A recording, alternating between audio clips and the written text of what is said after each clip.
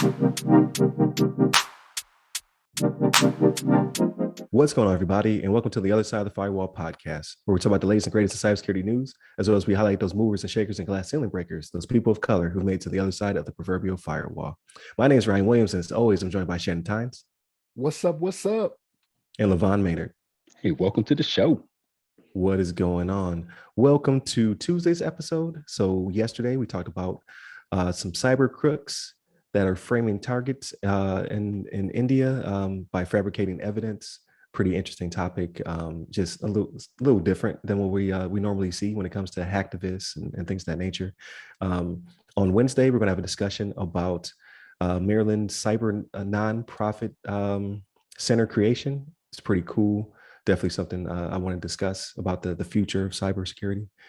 Thursday, there will be no Ask Us SP this week. I'm going to start breaking out clips of older ones anyway. I kind of want to put topics out there. So on the weeks that I don't have someone new to interview, I'll try to still put up some material for that week. And then Friday, we talk about everything else, right? That's our episode. We talk about video games, music, whatever, books, movies, whatever we did for the week, just to unwind. So definitely something to tune in to as well. As usually our longer episode where we just get to, hang out. But definitely tune in throughout the week to hear what we have to talk about. But without further ado, I give it to LeVon. Yes, sir. So today we got an article from InfoSecurityMagazine.com. This is from Sarah Cobble. The article's title is called "Prison for Nintendo Pirate," and this article is basically describing, tells the situation around a leader of the hacking group Team Executor, who has been sentenced to prison for participating in piracy conspiracy against multiple gaming companies. And the Canadian national Gary Bowser, kind of like the Nintendo Bowser.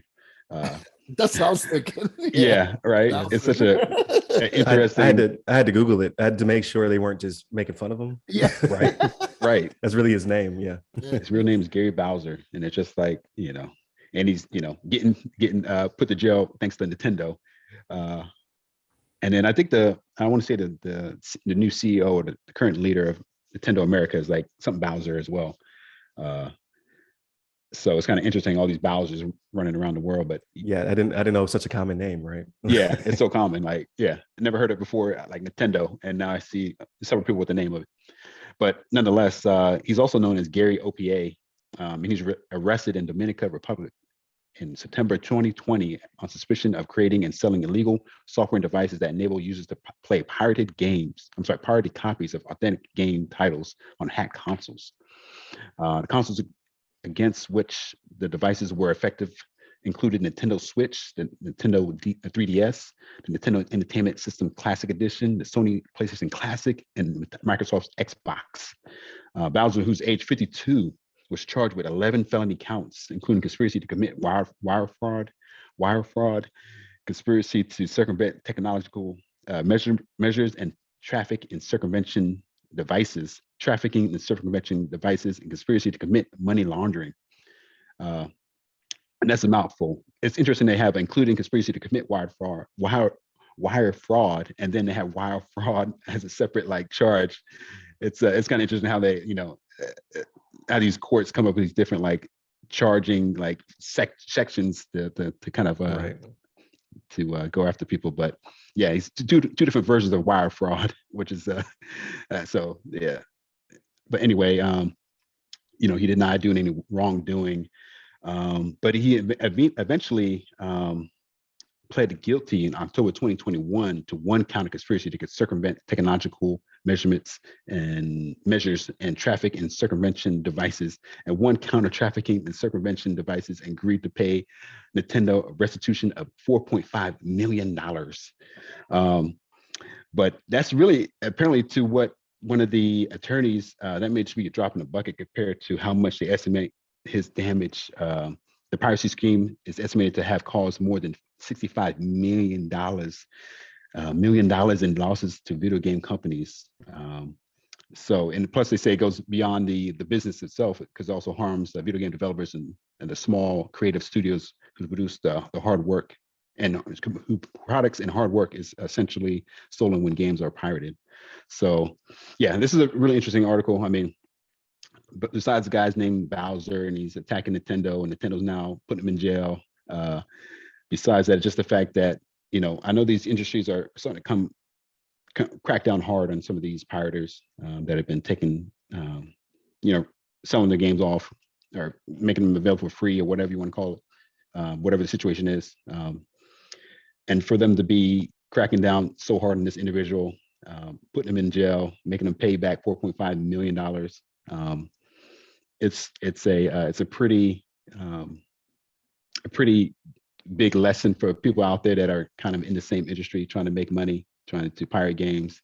You never know, Nintendo might come after you. They have like Mario in a cape coming after you, like a superhero trying to like squash the pirators and stuff like that.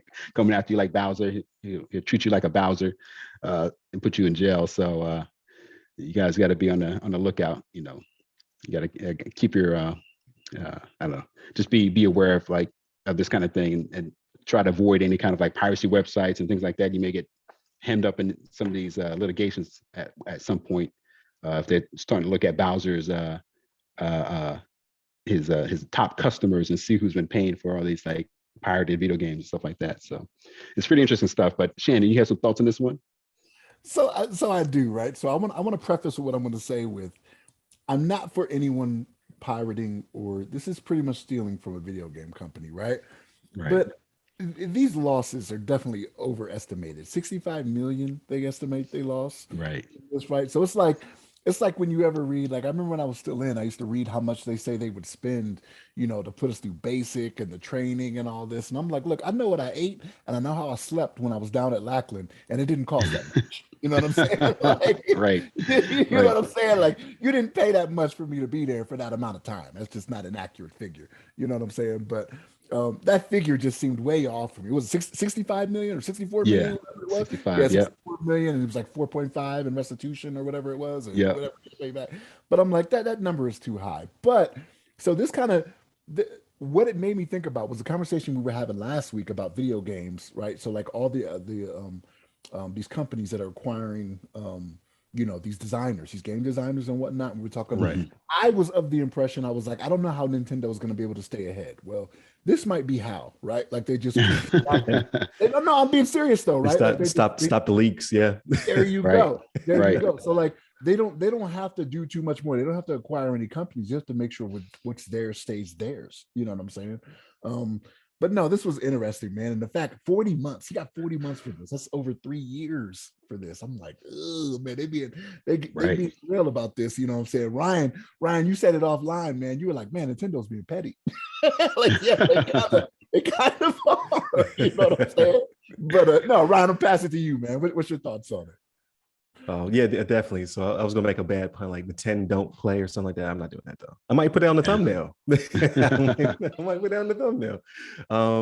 No, they always are aggressive to their IP. Like they do not play when it comes to people pirating ROMs and stuff like that. Like it could be a game from like the back of their catalog that no one has played in decades, and Nintendo will sue you for millions for if you pirate that ROM. I've never been big into playing pirated ROMs. Like it's never been my thing. Like people are like, oh, I got 1,000 games. Like I don't have time for 1,000 games. So why would like why would I download Right. that file? I'm just wasting gigs of storage for things I'll never play. But Nintendo has always been aggressive about their IP. Like they do not care who you are or how long they need to put you away. But the reason I grabbed it for cybersecurity topic because it dwells deep into privacy, right? And it's just the digital forensics it took to figure out $65 million is what. It's probably because Nintendo games don't go on sale, so they charge a full price plus inflation. Like that game came out in 1983. Right. and this many people downloaded it. We would charge 50 for it. Like, you know how many times I bought Mario for every time there's a new generation, like I buy the original Mario for $5. How many $5 purchases they got out of me? They just calculating it all up. But I thought in particular it was just the community that had to come together to prosecute, right? So it says Nintendo's and in their statement, in particular, Nintendo would like to thank the Federal Bureau of Investigations, Homeland Security Investigations, Department of Homeland Security, U.S. Attorney's Office for the Western District of Washington, the U.S. Department of Justice's Criminal Crime and Intelligence Property Section, and the Justice Department's Office of international affairs for their significant contribution and assistance. Like this was a full scale community. Like this was a team that came together to find this guy, and I guess he tried to escape overseas because he's Canadian, but they found him in the DR. So he obviously was making enough money where he could just be like, all right, check the deuces and then try to dip overseas. I'm sure they froze his assets and they recovered their money, like whatever monies they could, yada yada yada. I didn't know ROM piracy was that lucrative, to be honest with you. Yeah. I had no clue. I could see for like big budget, like current games, but apparently, like even the old school catalogs can net you some crazy profit. So just don't do it. Like I always talk about piracy at work because I work with younger people who, you know, that they may dabble a little bit, like, nah, man, that game or that movie or that song is not worth it. Like just buy the subscription. Because I'd rather pay $12 a month than apparently he's paying like, what is it, 14 million or something like that, Restitution? Something ridiculous. 4.5 million. 4.5 million, yeah. 4.5 million in restitution. Like I don't think those equate. So like stay safe, basically.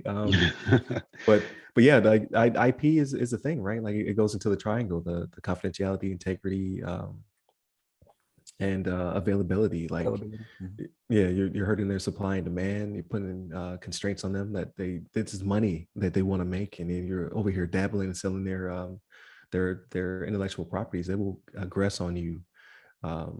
And apparently it was worth the FBI's and Homeland Security's efforts. They were like, you know what, we're gonna go get this guy. So I'm not sure he's not the first. He won't be the last. So if you're out there, you know, hosting servers with Nintendo stuff on it, you probably want to stop doing that. Right, because they will get you as well. But that should be any game company. But I've seen Nintendo headlines every couple of years. They're getting somebody. This is the highest I've ever seen though. Probably because last name was Bowser. They took it personally.